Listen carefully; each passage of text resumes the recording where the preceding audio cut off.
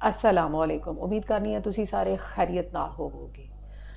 बाबा गुरु नानक दी बाणी जिन्हों तो समझ आई है उन्होंने तो आनंद मिलेगा, महारस भी मिलेगा, पर जिन्हों समझ नहीं आई कि वह भी आनंद तो महारस हासिल कर सकता हैगा वै। जे कर सकता है तो किस तरह कर सकता हैगा वै। ये असी अज की कथा के ज्ञानी संत सिंह मस्कीन होरां को जाणांगे। बहुत वधिया कथा है, सो चल के कथा सुनने फिर करने उस ते विचार। मथे ते वट पा के बैठा है, गल ते कुछ भी नहीं। कारण वो जो गल है कीर्तन दे गुरु दी कथा दे वो जो पाठ हो रहा है जिस बाणी दा इतनी उच्ची सिर दे उपरों लंघदी है। हुण जिन्ने चिर तक मैं अपना सिर उच्चा ना करा ते सिर उच्चा करना की है, स्रोत उच्ची करनी, सुनना, सुनन दे बड़ी प्रबल लगन होवे, पूरा ध्यान होवे। अर्थ नहीं आउंदे कोई गल नहीं। और जिन्हां नूं अर्थ आउंदे ने किहड़े ब्रह्म ज्ञानी बन गए ने, इस चक्कर च ना पैना। बड़े बड़े टीकाकार मौजूद ने, बड़े बड़े व्याख्याकार मौजूद ने। कम से कम जपजी दे उत्ते ही 100 टीके मिल जाणगे, 100 विद्वानां दे टीके। बाकी बाणियां दे उत्ते सैकड़े विद्वानां ने टीके लिखे ने। हजारां गुणी ज्ञानी अर्थबोध दे ज्ञाता ने। नहीं आउंदे अर्थ ते नहीं आउण।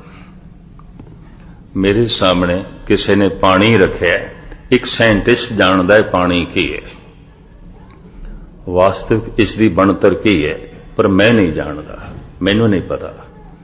पर मैनू प्यास लगी, अगर मैं पानी पी लवां मेरी प्यास ते बुझ जाएगी।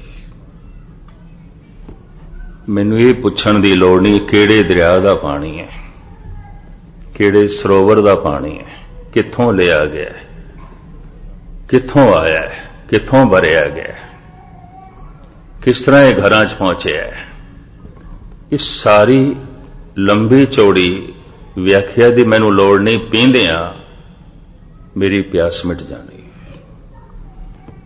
पता नहीं इसते हुण भरोसा बजेगा थोड़ा कि नहीं। नहीं आउंदे अर्थ तां भी ना आवन।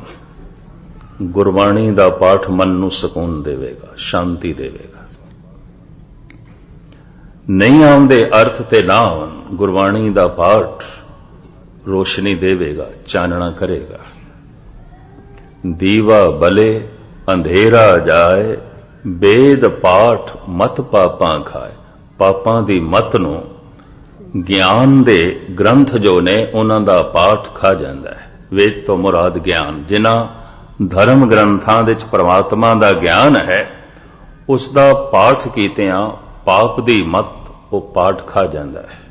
इस तरह जिवें दीवा जले ते जलदा होया दीवा अंधेरे नूं खा जाता है, अंधेरा मिट जाता है, मिट जाते ने पाप। धन गुरु अमरदास जी महाराज दे दरबार विच एक ऐसा पुरुष पेश किया गया जिहदे बारे उसके रिश्तेदार कहन पातशाह इसनूं ते प्रेत चंबड़े ने, भूत चंबड़े ने, सारे घर नूं परेशान करता है। तुसी कुछ बख्शिश करो, रहमत करो। इस संबंध विच मैं लंबियां चौड़ियां विचारां लिखती रूप विच भी दर्ज कीतियां ने, और इस संबंध विच मैं कुछ टेपां भी रिकॉर्ड कराइयां सन। कई कोट जक किनर पिसाच, कई कोट भूत प्रेत सूकर मिर्गाच। गुरु अर्जन देव जी सुखमनी साहब। धन गुरु गोबिंद सिंह जी महाराज। कहूं जछ गंधर्व उरग, कहूं विद्याधर, कहूं भय किन्नर पिसाच, कहूं प्रेत। गुरु गोबिंद सिंह। हे प्रभु, मैं तेरी कायनात दिश देखदा कि किधरे ते देवते ने, गंधर्व ने, किन्नर ने, बहुत सोहणे वजंतरी ने, पर किधरे भूत प्रेत ते पिसाच ने, भटकदियां हुई आत्मावां ने, दुखद आत्मावां ने, मैलियां रूहां ने।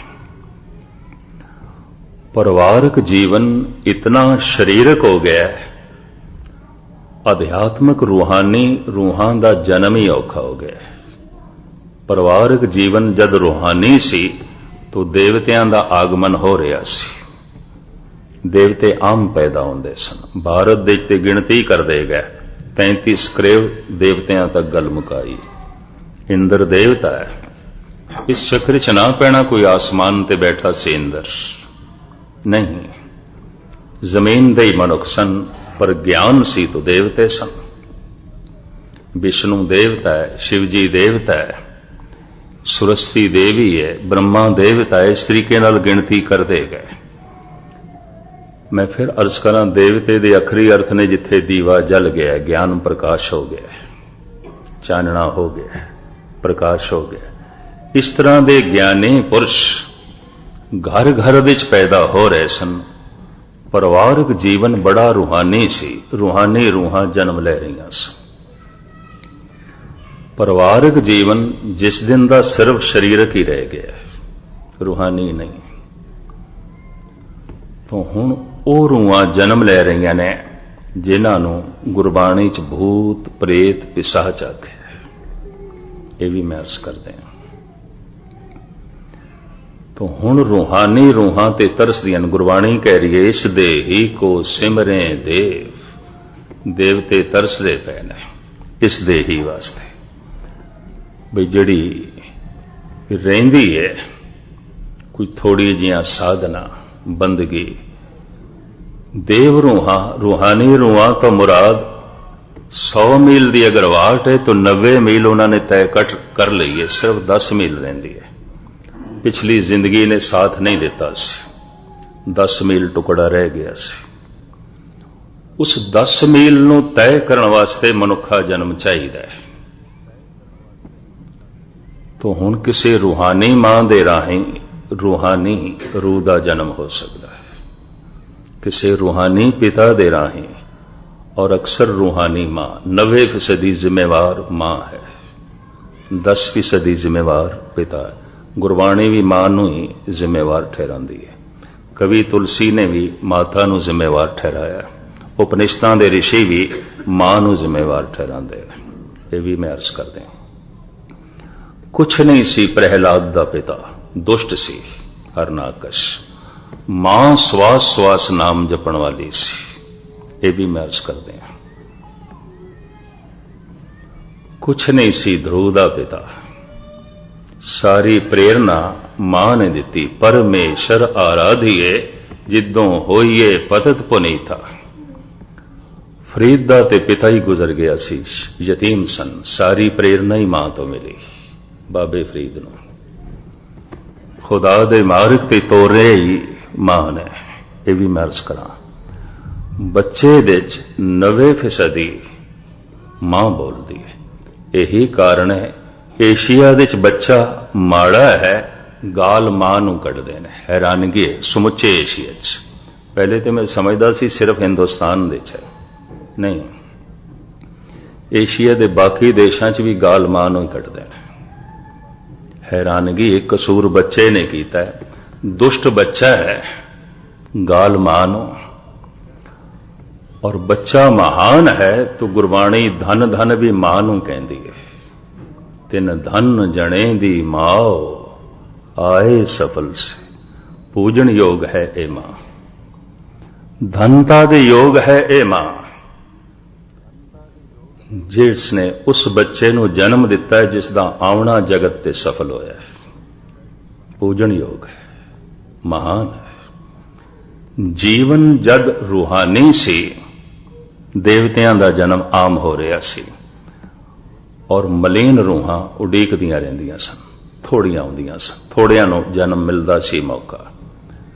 ਪਰਿਵਾਰਕ ਜੀਵਨ ਜਿਸ ਦਿਨ ਦਾ ਸਰੀਰਕ ਹੋ ਗਿਆ ਤੋ ਰੂਹਾਨੀ ਰੂਹਾਂ ਤੇ ਟਾਵਾਂ ਟਾਵਾਂ ਜਨਮ ਲੈਂਦੀਆਂ ਨੇ, ਭੂਤ ਪ੍ਰੇਤ ਜਨਮ ਲੈ ਰਹੇ ਨੇ।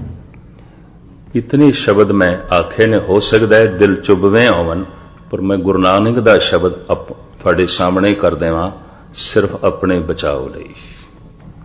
ਧੰਨ ਗੁਰੂ ਨਾਨਕ ਦੇਵ ਜੀ ਮਹਾਰਾਜ ਕਹਿ ਰਹੇ ਨੇ, ਕੱਲੀ ਅੰਦਰ ਨਾਨਕਾ ਜਿਨ੍ਹਾਂ ਦਾ ਅਵਤਾਰ। ਪੁੱਤ ਜਨੂਰਾ ਧੀ ਜਨੋਰੀ ਜੋਰੂ ਜਿਨ੍ਹਾਂ ਦਾ ਸਿਕਦਾਰ। कलयुग दे विच पैदा हो रहे हैं कौन? जिन भूत। पुत्र पैदा हो रहे हैं कौन? जिन भूत। ਧੀਆਂ पैदा हो रही हैं कौन? जिन भूत। गुरु नानक कल्ली अंदर नानका जिन्ना दा अवतार, पुत जनूरा धी जनोरी जोरू जिन्ना दा सिकदार। ये भी गुरु नानक कोल पुछ लीए पातशाह ऐसा क्यों हो रहा है? जिन भूत ही क्यों पैदा हो रहे हैं? टीचरां नूं मार पै रही है, प्रोफैसर गालां खांदे ने, चाकू छुरी पिस्टल लैके विद्यार्थी पढ़न लई जांदे ने, कलम लैके नहीं। मारन की भावना लैके स्कूल पे जाते हैं, फर्नीचर तोड़न लई कॉलेज पे जाते हैं, अग्गां लाउण वास्ते लोकी स्कूलों दे जाते पे ने बच्चे। हैरानगी की गल, क्या स्कूल ये कॉलेज इसलिए सन? कल्ली अंदर नानका जिन्ना दा अवतार, ना मां दे काबू औलाद, ना पिता दे, ना अध्यापक दे। बेमुहारी जिंदगी, आपोधापी जीवन। ऐसा क्यों?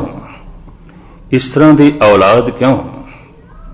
तो उसका कारण भी गुरु नानक दसदे ने, बड़ा सोहना। मेरे पातशाह कहते ने, रन्ना होइयां बोदियां पुरख होए सैया। धन गुरु नानक दे बोल, पहले पातशाह जी की बाणी है। रन्ना होइयां बोदियां पुरख होए सयाद, सील संजम सुच बन्नी, खाना खाज अखाज।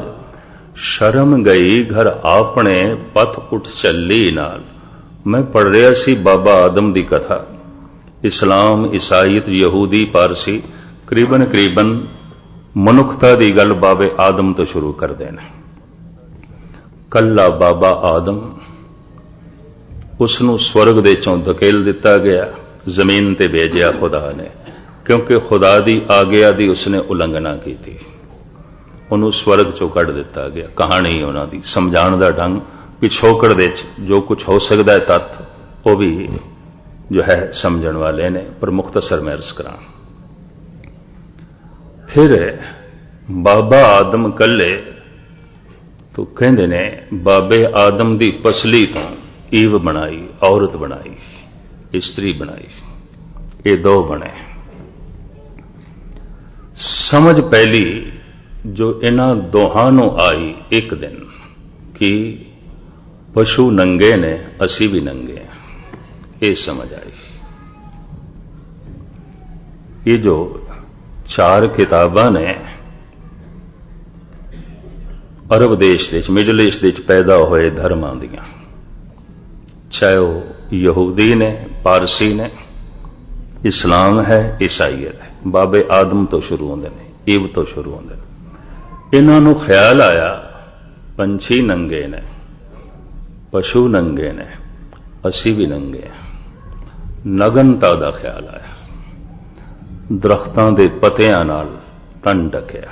पहली समझ इत्थों चली। धन गुरु नानक देव जी महाराज कहते हैं, विस्माद नांगे फिरे जंत। मनुख दे अंदर शर्म पैदा हुई, उसने ढकिया, अपना तन ढकिया। पर हे प्रभु, तेरी कायनात दे च मैं देखदा, पशुआं नूं चूंकि समझ नहीं तो शर्म भी नहीं।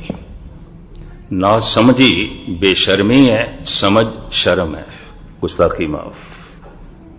ना समझी बेशर्मी है, बेशर्मी ना समझी है, शर्म अकल है, समझ शर्म है। इसनों इस तरह लेना, समझ शर्म है, समझ आई शर्म आई, असी नगना। ये समझ पशुओं को नहीं है। विस्माद नांगे फिरे जंत। गुरु नानक देव जी कहते हैं, हे प्रभु, पशु ते अजे भी नंगे घूम रहे हैं। भाव पशु भी किसी दिन मनुख बनणगे, इन्हां दे अंदर भी शर्म का मादा पैदा हो सकता है, ये भी अपना तन ढकणगे।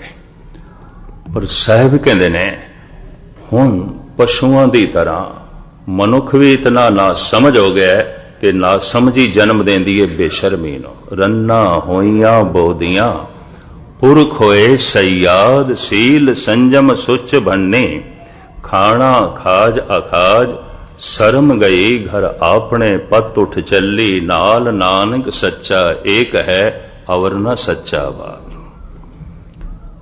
महाराज कहते ने स्त्री इतनी चंचल हो गई, उस शरीर की नुमाइश दे जुट गई। उसका सारा समा, उसकी सारी सोचनी शरीर की नुमाइश। पुरख होए सयाद, थोड़े बहुत जो फारसी जानते हैं सयाद के अर्थ समझते होंगे। सयाद कहते हैं शिकारी नो, जालम शिकारी, दुष्ट शिकारी।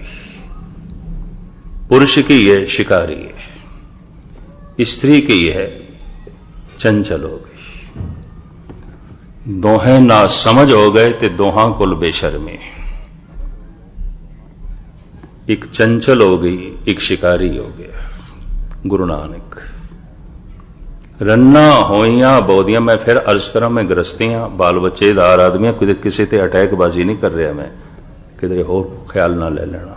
सतगुरु की बाणी आप सरवण करा रहे हैं। रन्ना होइयां बोदियां पुरख होए सयाद, सील संजम सुच भन्ने, खाना खाज अखाज, शर्म गई घर आपने नहीं रही, पत उठ चली नाल, नानक सच्चा एक है अवर न सच्चा बात। हुण इस तरह जब जिंदगी होवे स्त्री ते पुरुष दी, तो फिर गुरु नानक कहते जिन भूत पैदा होंगे और की पैदा होंगे। कली अंदर नानका जिन्ना दा अवतार, मैलियां रूहां पैदा होणगियां। इस दे ही को सिमरे देव, देवते ते तरसदे पए ने। देवतियां दा जन्म बंद हो गया। रूहानी रूहां किसे रूहानी मां दे राही आ सकते हैं। ध्रुव आया है रूहानी, ये बच्चा अपनी मां दे राही।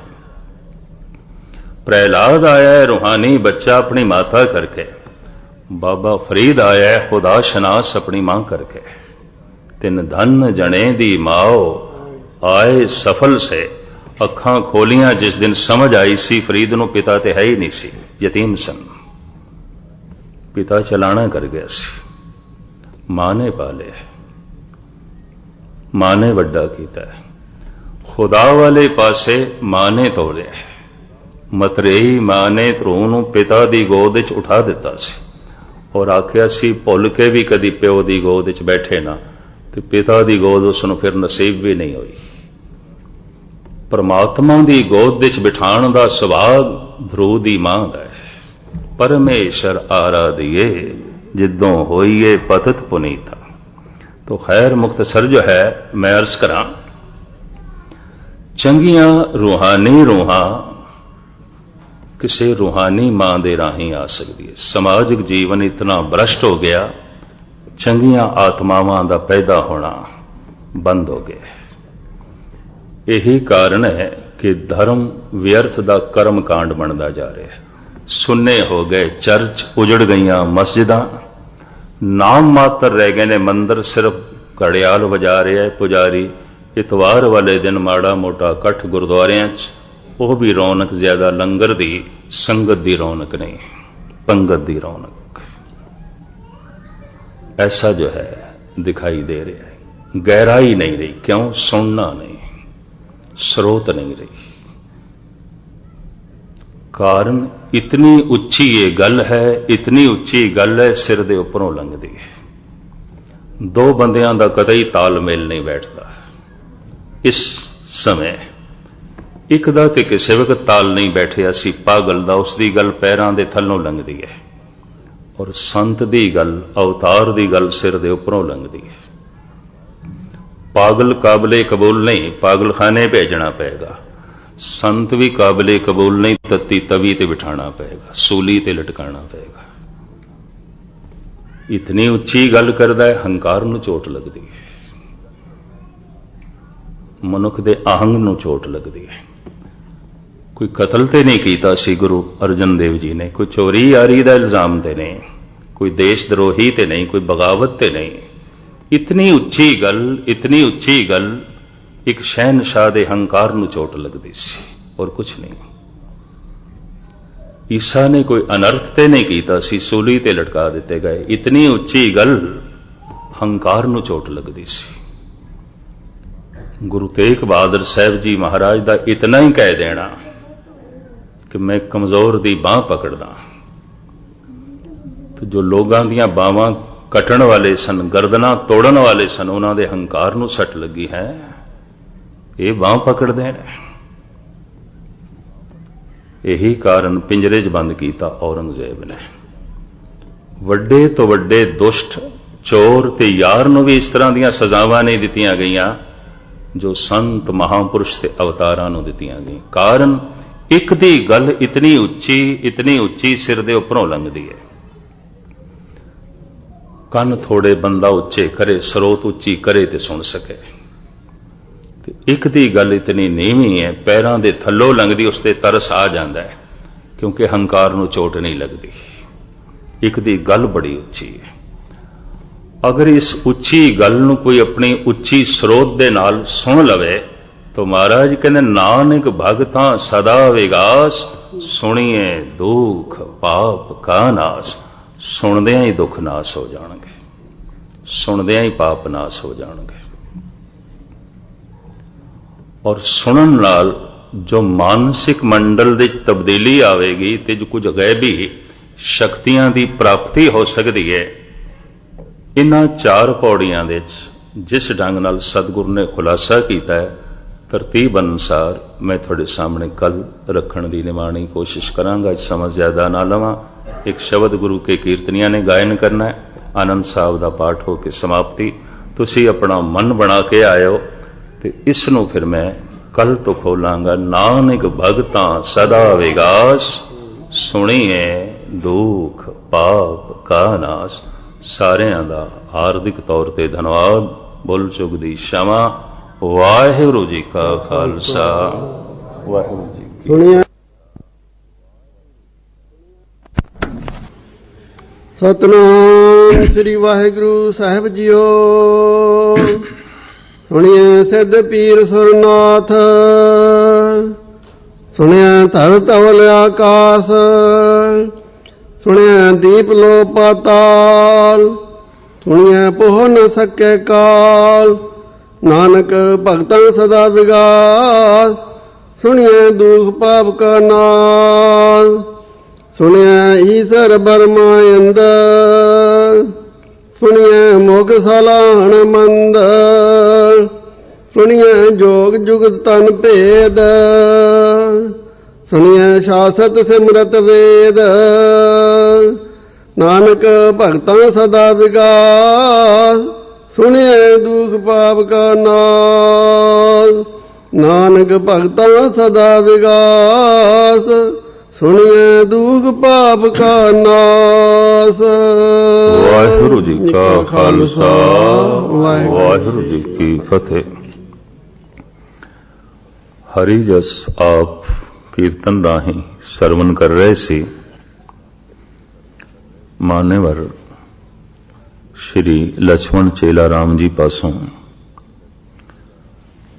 ਇੱਕ ਦੌਰ ਸਿੱਖ ਜਗਤ ਵਿੱਚ ਐਸਾ ਲੰਘਿਆ, ਸਿਰਮੌਰ ਕੀਰਤਨੀਏ ਰਵਾਬੀ ਹੁੰਦੇ ਸਨ। ਪ੍ਰਮਾਣਾਂ ਦੇ ਕੀਰਤਨ ਨੂੰ ਜਨਮ ਦਿੱਤਾ ਸੀ ਭਾਈ ਚਾਂਦ ਅਫਜ਼ਾਲ ਨੇ,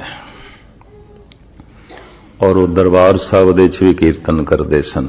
ਭਾਈ ਮੁਖਤਿਆਰ, ਭਾਈ ਮੋਤੀ, ਔਰ ਇਸ ਤੋਂ ਇਲਾਵਾ ਭਾਈ ਲਾਲ, ਭਾਈ ਸੁੰਦਰ। ਦੇਸ਼ ਦੀ ਵੰਡ ਤੋਂ ਬਾਅਦ ਇਹ ਪਾਕਿਸਤਾਨ ਵਿੱਚ ਰਹਿ ਗਏ। ਔਰ ਇਸੇ ਤਰੀਕੇ ਦੇ ਨਾਲ ਮੈਨੂੰ ਯਾਦ ਹੈ ਲਾਲਾ ਛਬੀਲ ਦਾਸ ਫਰੰਟੀਅਰ ਦੇ ਇਲਾਕੇ 'ਚ ਗੁਰੂ ਗ੍ਰੰਥ ਸਾਹਿਬ ਜੀ ਦੀ ਕਥਾ ਕਰਦੇ ਹੁੰਦੇ ਸਨ। ਸਿੰਧ ਦੇ 'ਚ ਕੀਰਤਨ ਜਿੱਥੇ ਭਗਤ ਕੰਵਰ ਰਾਮ ਆਪਣੇ ਢੰਗ ਨਾਲ ਕਰਦੇ ਸਨ, ਉੱਥੇ ਇਹ ਦਾਦਾ ਚੇਲਾ ਰਾਮ ਆਪਣੇ ਢੰਗ ਨਾਲ ਸਿੰਧੀ ਸਮਾਜ ਦੇ 'ਚ ਔਰ ਪੰਜਾਬੀ ਸੰਗਤਾਂ ਦੇ 'ਚ ਗੁਰਬਾਣੀ ਦਾ ਹਰ ਜਸ ਕੀਰਤਨ ਕਰਦੇ ਸਨ। ਧੰਨ ਗੁਰੂ ਗ੍ਰੰਥ ਸਾਹਿਬ ਜੀ ਮਹਾਰਾਜ ਦੇ ਚ ਰਾਮਾਨੰਦ ਨੇ, ਪਰਮਾਨੰਦ ਨੇ, ਫਰੀਦ ਨੇ, ਕਬੀਰ ਨੇ। ਔਰ ਗੁਰਦੁਆਰੇ ਦੀ ਸ਼ੋਭਾ ਵੀ ਤਾਂ ਬਣਦੀ ਹੈ ਇੱਥੇ ਅੱਲਾ ਆਖਣ ਵਾਲੇ ਵੀ ਬੈਠੇ ਹੋਣ, ਇੱਥੇ ਰਾਮ ਅਲਾਪਣ ਵਾਲੇ ਵੀ ਬੈਠੇ ਹੋਣ, ਔਰ ਇੱਥੇ ਵਾਹਿਗੁਰੂ ਦੀ ਧੁਨੀ ਦਾ ਰਸ ਲੈਣ ਵਾਲੇ ਵੀ ਬੈਠੇ ਹੋਣ। ਜਦੇ ਸਾਰੇ ਗੁਰੂ ਗ੍ਰੰਥ ਸਾਹਿਬ ਦੇ ਚ ਬੈਠ ਸਕਦੇ ਨੇ ਤਾਂ ਗੁਰੂ ਗ੍ਰੰਥ ਸਾਹਿਬ ਦੀ ਹਜ਼ੂਰੀ ਦੇ ਚ ਵੀ ਇਸ ਤਰ੍ਹਾਂ ਦਾ ਇਕੱਠ ਚਾਹੀਦਾ ਹੈ। ਬਦਕਿਸਮਤੀ ਇਹ ਨਵੀਂ ਜਨਰੇਸ਼ਨ ਨੂੰ ਇਸ ਦਾ ਕੁਝ ਪਤਾ ਨਹੀਂ ਤੇ ਪੁਰਾਤਨਤਾ ਨੂੰ ਅਸੀਂ ਪੜ੍ਹਨ ਦੀ ਕੋਸ਼ਿਸ਼ ਵੀ ਨਹੀਂ ਕਰਦੇ, ਸਮਝਣ ਦੀ ਕੋਸ਼ਿਸ਼ ਵੀ ਨਹੀਂ ਕਰਦੇ। ਜੋ ਅੱਜ ਤੁਸੀਂ ਪ੍ਰਮਾਣਾਂ ਦਾ ਕੀਰਤਨ ਸੁਣਦੇ ਹੋ, ਇਸ ਦੇ ਜਨਮਦਾਤਾ ਨੇ ਭਾਈ ਚਾਂਦ। ਕੁਝ ਬਜ਼ੁਰਗ ਅਜੇ ਵੀ ਮੌਜੂਦ ਨੇ ਜੋ ਕਹਿੰਦੇ ਨੇ ਜਦ ਭਾਈ ਚਾਂਦ ਕੀਰਤਨ ਕਰਦੇ ਸਨ ਤਾਂ ਕੀਰਤਨ ਦਾ ਰੂਪ ਹੋ ਜਾਂਦੇ ਸਨ। ਭਾਵੇਂ ਮੇਰਾ ਬਚਪਨਾ ਸੀ, ਮੈਂ 10, 11, 12 ਸਾਲ ਦੀ ਉਮਰ ਦੇ ਵਿੱਚ ਉਹ ਜਦ ਡਿਸਟ੍ਰਿਕਟ ਬੰਨੂ ਦੇ ਚ ਆਉਂਦੇ ਸਨ ਮੈਂ ਸੁਣਦਾ ਸੀ। ਜਿਸ ਦਿਨ ਭਾਈ ਚਾਂਦ ਦਾ ਕੀਰਤਨ ਆਉਂਦਾ ਸੀ, ਗੁਰਦੁਆਰਾ ਭਰਿਆ ਹੁੰਦਾ ਸੀ, ਅੱਧੇ ਕੇਸਾਧਾਰੀ ਸਿੰਘ, ਫਿਰ ਸਹਿਜਦਾਰੀ, ਫਿਰ ਮੁਸਲਮਾਨ ਵੀ ਸੁਣਨ ਆਉਂਦੇ ਸਨ ਗੁਰੂ ਨਾਨਕ ਦੀ ਬਾਣੀ। ਇਸ ਤਰ੍ਹਾਂ ਦਾ ਇੱਕ ਸਾਂਝਾ ਜਿਹਾ ਸਿਲਸਿਲਾ ਚੱਲ ਰਿਹਾ ਸੀ। ਸਭੇ ਸਾਂਝੀ ਵਾਲ ਸਦਾਇਨ ਤੂੰ ਕਿਸੇ ਨਾ ਦੇਸੇ ਬਾਹਰਾ ਜੀਓ। ਜਿਹੜੀ ਸੱਚ ਦੀ ਆਵਾਜ਼ ਗੁਰੂ ਨਾਨਕ ਨੇ ਪੰਜਾਬ ਦੇ ਘਰ ਘਰ ਦੇ ਚ ਗੁੰਜਾਰ ਪਾਈ, ਉਹੀ ਆਵਾਜ਼ ਗੁਰੂ ਨਾਨਕ ਬਨਾਰਸ ਦੇ ਚ ਲੈ ਗਏ, 68 ਤੀਰਥਾਂ ਤੇ ਲੈ ਗਏ। ਉਹੀ ਆਵਾਜ਼ ਗੁਰੂ ਨਾਨਕ ਮੱਕੇ ਮਦੀਨੇ ਲੈ ਗਏ। ਔਰ ਸਾਡੀ ਸਫਲਤਾ, ਸਿੱਖ ਸਮਾਜ ਦੀ ਸਫਲਤਾ ਤਾਂ ਹੋਵੇਗੀ ਕਿ ਅਸੀਂ ਇਸ ਧੁਨ ਨੂੰ ਮੰਦਰਾਂ 'ਚ ਵੀ ਲੈ ਜਾਈਏ, ਮਸਜਿਦਾਂ 'ਚ ਵੀ ਲੈ ਜਾਈਏ ਔਰ ਸਾਰਾ ਜਗਤ ਮੁਤਾਸਰ ਹੋਵੇ। ਅਜੇ ਤੇ ਸਿੱਖ ਵੀ ਟੁੱਟਿਆ ਹੋਇਆ ਹੈ ਔਰ ਇਹ ਤਾਂ ਹੀ ਹੋ ਸਕਦਾ ਹੈ ਕਿ ਅਸੀਂ ਰਾਮਾਨੰਦ, ਪਰਮਾਨੰਦ, ਫਰੀਦ, ਧੰਨ ਗੁਰੂ ਨਾਨਕ ਦੇਵ ਜੀ ਮਹਾਰਾਜ ਦਾ ਅਗੰਮੀ ਇਹ ਸੰਦੇਸ਼ ਜੋ ਉਹਨਾਂ ਦਾ ਆਪਣਾ ਹੀ ਬੋਲ ਹੈ, ਸਗਲੀ ਜੋਤ ਹਮਾਰੀ ਸਮਿਆ ਨਾਨਾ ਵਰਨ ਅਨੇਕੰ, ਕਹਿ ਨਾਨਕ ਸੁਰ ਭੰਤਰ ਜੋਗੀ ਪਾਰ ਬ੍ਰਹਮ ਲਿਵਲ ਏਕੰ। ਇਹ ਜਿਤਨੇ ਵੱਖ-ਵੱਖ ਵਰਨ ਨੇ, ਭੇਖ ਨੇ, ਧਰਮ ਨੇ, ਇਹ ਮੇਰੀ ਆਪਣੀ ਜੋਤ ਹੈ, ਮੇਰੀ ਜੋਤ ਇਹਨਾਂ ਦੀ ਜੋਤ ਮੇਰੀ ਹੈ। ਅਸੀਂ ਆਤਮਾ ਦੇ ਤਲ ਤੇ ਇੱਕੋ ਹਾਂ। ਸਰੀਰ ਸਭ ਦੇ ਅਲੱਗ-ਅਲੱਗ ਨੇ, ਥੋੜੇ ਜਿਹਾ ਮਨ ਵੀ ਅਲੱਗ-ਅਲੱਗ ਨੇ। ਮਨ ਦਾ ਕਿਸੇ ਨਾਲ ਮੇਲ ਹੋ ਸਕਦਾ ਹੈ, ਵਿਚਾਰ ਕਿਸੇ ਨਾਲ ਮਿਲ ਸਕਦੇ ਨੇ। ਤਨ ਤੇ ਸਾਰਿਆਂ ਦੇ ਅਲੱਗ-ਅਲੱਗ ਨੇ, ਹਰ ਇੱਕ ਦਾ ਅਲੱਗ-ਅਲੱਗ। ਕਿਧਰੇ ਮਨ ਕਿਸੇ ਨਾਲ ਮਿਲ ਸਕਦਾ ਹੈ।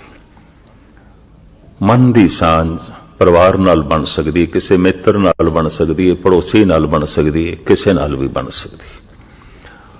ਪਰ ਮਨ ਦਾ ਮੇਲ ਵੀ ਸਾਰਿਆਂ ਨਾਲ ਨਹੀਂ ਆਉਂਦਾ। ਪਰ ਆਤਮਾ ਤੇ ਸਾਰਿਆਂ ਦੀ ਇੱਕੋ ਹੈ। ਇੰਜ ਕਹਿ ਲਓ, ਤਨ ਸਾਰਿਆਂ ਦੇ ਆਪਣੇ ਆਪਣੇ, ਮਨ ਸਾਰਿਆਂ ਦੇ ਆਪਣੇ ਆਪਣੇ, ਆਤਮਾ ਸਾਰਿਆਂ ਦੀ ਇੱਕੋ ਹੀ ਹੈ। ਔਰ ਜਦ ਕੋਈ ਆਤਮਾ ਦੇ ਤਲ ਤੇ ਜੀਣ ਲੱਗ ਪੈਂਦਾ ਹੈ, ਉਹਦੀ ਪਹਿਲੀ ਪਹਿਚਾਣ ਸਮਦ੍ਰਿਸ਼ਟ ਹੋ ਜਾਂਦਾ ਹੈ। ਇਹ ਪਹਿਲੀ ਪਹਿਚਾਣ ਹੈ। ਔਰ ਇਸ ਤਰ੍ਹਾਂ ਦਾ ਸੰਦੇਸ਼ ਸਾਰੀ ਦੁਨੀਆ ਨੂੰ ਦਿੱਤਾ ਜਾ ਸਕੇ, ਕੇਂਦਰ ਕੇਵਲ ਗੁਰੂ ਗ੍ਰੰਥ ਸਾਹਿਬ ਜੀ ਮਹਾਰਾਜ ਨੇ। ਇਸ ਤਰ੍ਹਾਂ ਦਾ ਹੋਰ ਕੋਈ ਕੇਂਦਰ ਵੀ ਨਹੀਂ ਹੈ। ਸਿਰਫ ਅੱਲਾ ਦੀ ਧੁਨ ਗੂੰਜਦੀ ਹੈ ਗੁਸਤਾਖੀ ਮਾਫ ਇਸਲਾਮੀ ਧਰਮ ਗ੍ਰੰਥਾਂ 'ਚ। ਸਿਰਫ ਰਾਮ ਦੀ ਧੁਨੀ ਗੂੰਜਦੀ ਹੈ ਸਨਾਤਨੀ ਮਤ ਦੇ ਗ੍ਰੰਥਾਂ 'ਚ। ਕੇਵਲ ਇੱਕੋ ਹੀ ਮਹਾਨ ਗਿਆਨ ਦੇ ਸਾਗਰ ਨੇ ਗੁਰੂ ਗ੍ਰੰਥ ਸਾਹਿਬ ਜੀ ਮਹਾਰਾਜ। ਗੁਰੂ ਗੁਰੂ ਗੁਰ ਕਰਮ ਅਨਮੋਲ, ਗੁਰੂ ਦੀ ਧੁਨੀ ਗੂੰਜਦੀ ਹੈ, ਰਾਮ ਦੀ ਧੁਨੀ ਗੂੰਜਦੀ ਹੈ, ਅੱਲਾ ਦਾ ਵੀ ਆਲਾਪ ਚੱਲਦਾ ਹੈ। ਪੂਜਾ ਪਾਠ ਦੀ ਵੀ ਗੱਲ ਹੈ, ਨਮਾਜ਼ ਦੀ ਵੀ ਮਹਿਮਾ ਹੈ। ਬੇਨਮਾਜ਼ਾਂ ਕੁੱਤਿਆ ਇਹ ਨਾ ਭਲੀ ਰੀਤ, ਕਦੀ ਚੱਲ ਨਾ ਆਇਆ ਪੰਜੇ ਵਕਤ ਮਸੀਦ। ਇਤਨੇ ਸ਼ਬਦ ਮੈਂ ਇਸ ਵਾਸਤੇ ਲਏ ਨੇ ਕਿ ਸਾਨੂੰ ਆਪਣਾ ਪਿਛੋਕੜ ਵੇਖਣਾ ਚਾਹੀਦਾ ਔਰ ਗੁਰੂ ਨਾਨਕ ਦਾ ਸਿਧਾਂਤ, ਤਾਂ ਕਿ ਅਸੀਂ ਗੁਰੂ ਗ੍ਰੰਥ ਸਾਹਿਬ ਦਾ ਸੰਦੇਸ਼ ਸਾਰੀ ਦੁਨੀਆ 'ਚ ਲੈ ਜਾ ਸਕੀਏ। ਖੈਰ, ਧੰਨਵਾਦ ਕਰ ਦਿੱਤਾ ਹੈ। महान कीर्तनियां दा, और ये गाहे बगाहे देश देश प्रदेश दे मिलते रहंदे ने। उद्यम है इन्हां दा, तुहानूं हरिजस सरवण कराया। आइए हुण जो चल रही है लड़ीवार कथा, पिछले साल तो आरंभ की सी, तुहाडे कहे मुताबिक अज ये सुणीए दियां पौड़ियां आरंभ हो रही ने। और इस दे मूल पंक्ति यह है, नानक भगतां सदा विगास।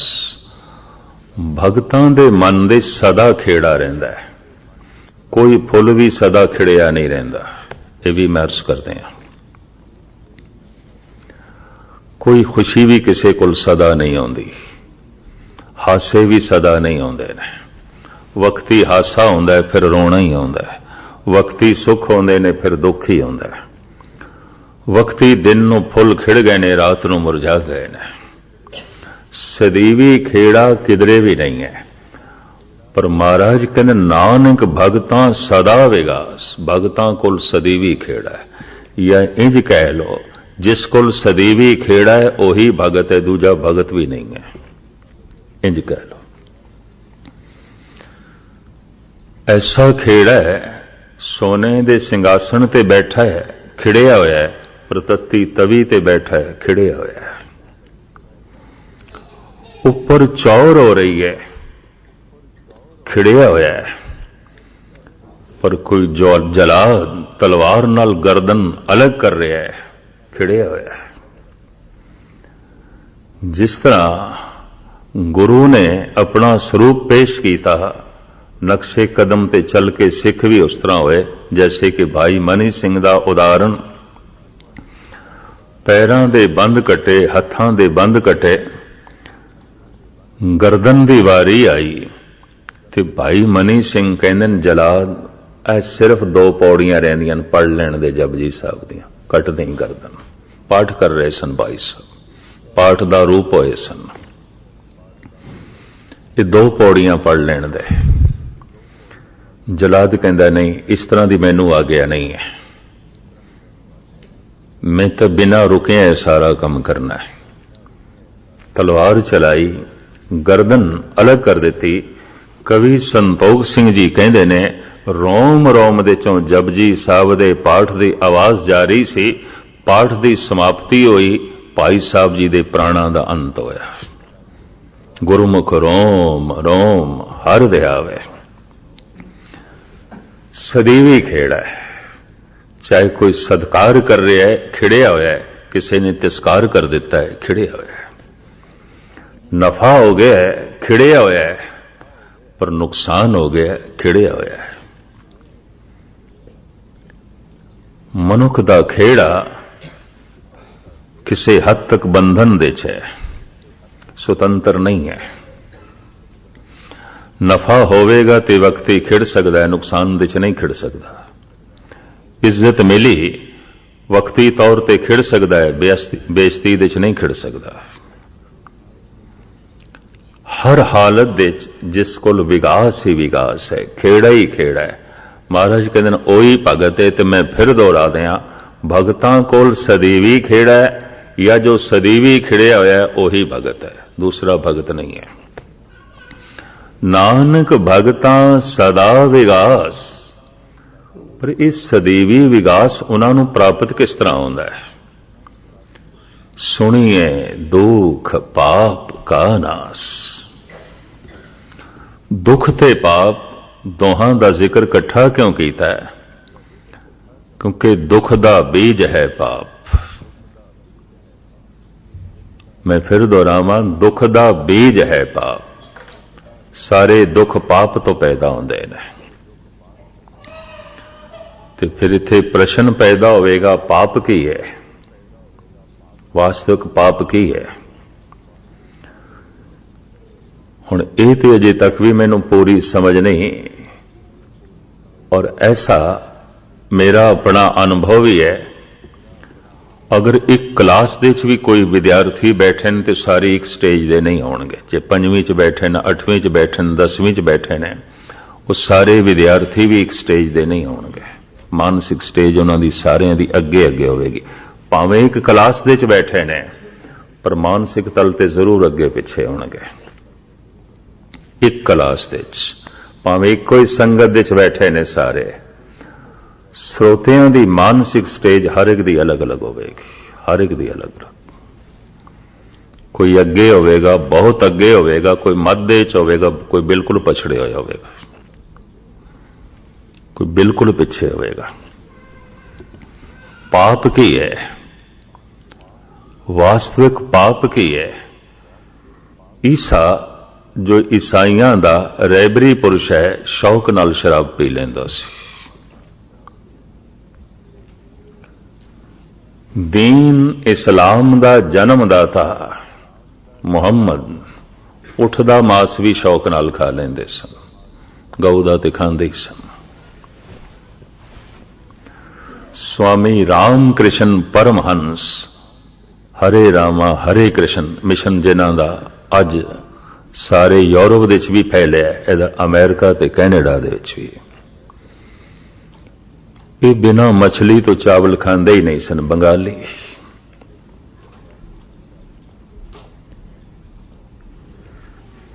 ਇੱਕੋ ਹੀ ਹੈ ਦ੍ਰੋਪਦੀ, ਤੇ ਉਹਦੇ ਪਤੀ ਪੰਜ ਨੇ। ਇਤਿਹਾਸ ਵਿੱਚ ਦੇਵੀ ਬਣੀ ਹੋਈ ਹੈ, ਇਤਿਹਾਸ ਉਸ ਨੂੰ ਦੇਵੀ ਕਹਿੰਦਾ ਹੈ, ਦੇਵੀ ਹੈ।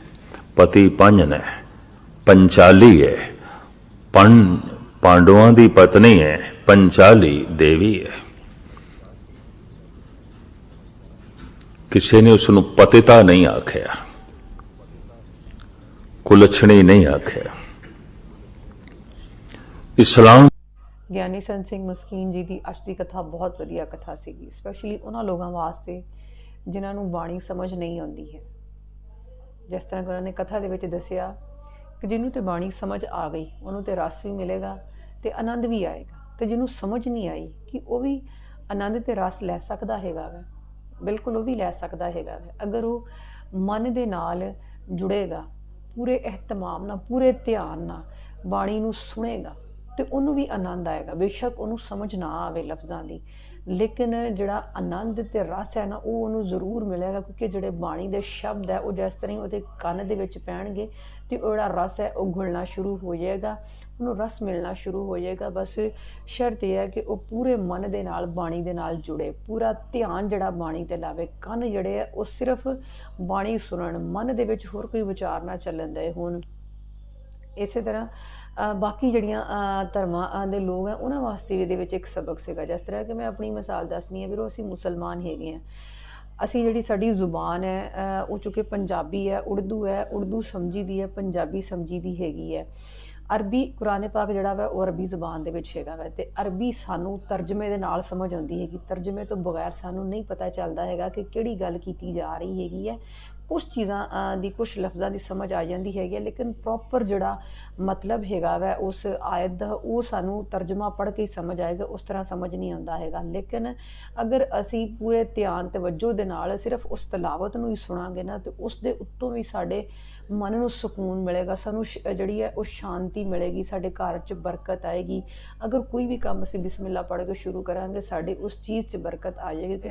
ਇਸੇ ਤਰ੍ਹਾਂ ਅਗਰ ਗੀਤਾ ਹੈਗੀ ਹੈ, ਗੀਤਾ ਦੇ ਅਲਫਾਜ਼ ਵੀ ਜਿਹਨੂੰ ਨਹੀਂ ਉਹਨਾਂ ਦੇ ਮਤਲਬ ਪਤਾ ਹੈਗੇ, ਲੇਕਿਨ ਉਹ ਧਿਆਨ ਦੇ ਨਾਲ, ਮਨ ਦੇ ਨਾਲ ਸੁਣੇਗਾ ਤੇ ਉਹਨੂੰ ਸਮਝ ਆਏਗੀ। ਬਾਈਬਲ ਦੇ ਬਾਰੇ ਇਸੇ ਤਰ੍ਹਾਂ ਹੈ ਵੈ ਕਿ ਕਿਸੇ ਵੀ ਧਰਮ ਨਾਲ ਜਿਹਦਾ ਮਰਜ਼ੀ ਤਾਲੁਕ ਹੈਗਾ, ਜ਼ਰੂਰੀ ਨਹੀਂ ਕਿ ਜਿਹਨੂੰ ਉਸ ਦੇ ਉੱਤੇ ਅਬੂਰ ਹਾਸਲ ਹੈਗਾ ਵੈ ਜਾਂ ਜਿਹੜਾ ਉਹਨਾਂ ਦੇ ਮਤਲਬ ਸਮਝਦਾ, ਸਿਰਫ ਉਹੀ ਆਨੰਦ ਲੈ ਸਕਦਾ ਹੈ, ਉਹੀ ਰਸ ਲੈ ਸਕਦਾ ਹੈਗਾ ਵੈ, ਬਲਕਿ ਹਰ ਉਹ ਸ਼ਖਸ ਜਿਹੜਾ ਕਿ ਮਨ ਦੇ ਨਾਲ ਜੁੜੇ ਤੇ ਧਿਆਨ ਨਾਲ ਸੁਣੇ, ਉਹਨੂੰ ਵੀ ਉਨਾ ਹੀ ਆਨੰਦ ਤੇ ਰਸ ਆਏਗਾ। ਔਰ ਜਿਹੜੇ ਮਤਲਬ ਸਮਝਦੇ ਹੈਗੇ ਆ ਨਾ, ਜਿਹੜੇ ਮਜ਼ਹਬ ਦੇ ਕਹਿ ਲਓ ਠੇਕੇਦਾਰ ਹੈਗੇ, ਜਿਨ੍ਹਾਂ ਨੇ ਮਤਲਬ ਸਮਝਦੇ ਆ, ਉਹਨਾਂ ਦੀ ਪੂਰੀ ਕੋਸ਼ਿਸ਼ ਇਹ ਹੁੰਦੀ ਹੈ ਕਿ ਕਿਸੇ ਤਰ੍ਹਾਂ ਜਿਹੜੇ ਸਾਡੇ ਮੰਨਣੇ ਵਾਲੇ ਆ, ਸਾਡੇ ਪੈਰੋਕਾਰ ਹੈਗੇ ਆ ਕਿਸੇ ਵੀ ਧਰਮ ਦੇ, ਚਾਹੇ ਉਹ ਹੋਣ, ਇਹਨਾਂ ਨੂੰ ਗੀਤਾ ਹੈ, ਬਾਈਬਲ ਹੈ, ਕੁਰਾਨ ਪਾਕ ਹੈ, ਗੁਰਬਾਣੀ ਹੈ, ਬਾਣੀ ਹੈ ਇਹਨਾਂ ਦੀ ਸਮਝ ਨਾ ਆਵੇ, ਕਿਉਂਕਿ ਅਗਰ ਉਹਨਾਂ ਦੀ ਸਮਝ ਆ ਗਈ ਤੇ ਫਿਰ ਜਿਹੜੀ ਅਸੀਂ ਇਹਨਾਂ ਨੂੰ ਕਹਾਣੀਆਂ ਕਰਾਉਣੀਆਂ ਹੈਗਾ ਜਾਂ ਅਸੀਂ ਇਹਨਾਂ ਨੂੰ ਜਿਹੜੇ ਦੀਵੇ ਦੇ ਲੋਹ ਦੇ ਮਗਰ ਲਾਉਣਾ ਹੈਗਾ ਵਾ, ਇਹ ਸਾਡੇ ਮਗਰ ਨਹੀਂ ਲੱਗਣਗੇ। ਇਹਨਾਂ ਨੂੰ ਤੇ ਅਸਲੀਅਤ ਪਤਾ ਚੱਲ ਜਾਏਗੀ ਕਿ ਸਾਡੇ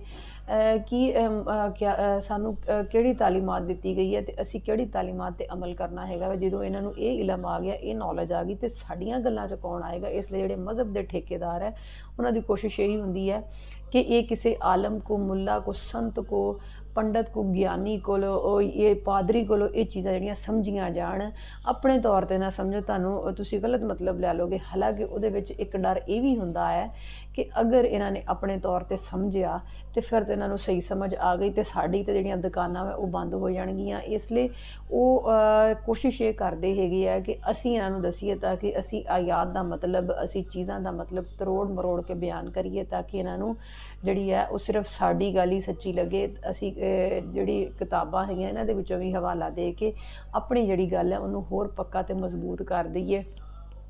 ਪਰ ਆਨੰਦ ਲੈਣ ਵਾਸਤੇ, ਰਸ ਲੈਣ ਵਾਸਤੇ ਮਨ ਤੇ ਧਿਆਨ ਨਾਲ ਜੁੜਨਾ ਜ਼ਰੂਰੀ ਹੈਗਾ ਵੈ। ਲਫ਼ਜ਼ਾਂ ਦੀ ਸਮਝ ਆਉਣਾ ਜਿਹੜਾ ਵੈ ਉਹ ਜ਼ਿਆਦਾ ਜ਼ਰੂਰੀ ਨਹੀਂ ਹੈਗਾ। ਬਹੁਤ ਹੀ ਵਧੀਆ ਕਥਾ ਸੀਗੀ ਵੀਰੋ। ਤੁਹਾਨੂੰ ਇਹ ਕਥਾ ਕਹਿੰਦੀ ਲੱਗੀ ਕਮੈਂਟ ਕਰਕੇ ਲਾਜ਼ਮੀ ਦੱਸਿਓ। ਰੱਖਿਓ ਆਪਣੇ ਢੇਰ ਸਾਰਾ ਖਿਆਲ। ਮਿਲਾਂਗੇ ਅਗਲੀ ਵੀਡੀਓ ਦੇ ਨਾਲ। ਅੱਲਾ ਹਾਫਿਜ਼।